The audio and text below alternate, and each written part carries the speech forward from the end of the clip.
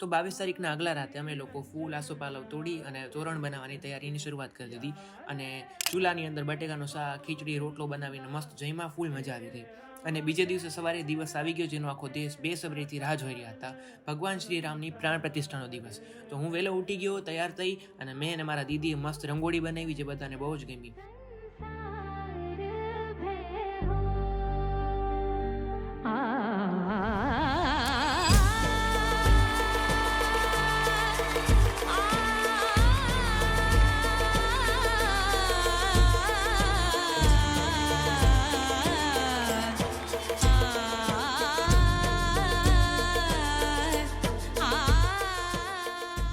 અને સહી મુહૂર્ત ઉપર અમે પૂજા પૂરી કરી.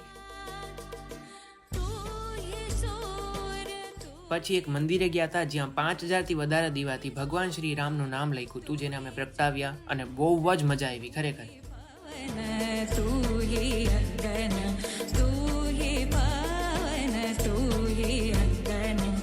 અને અમે બધાએ જમીને મસ્ત ફટાકડા ફોડ્યા અને આજનો મારો દિવસ ખૂબ સરસ ગયો.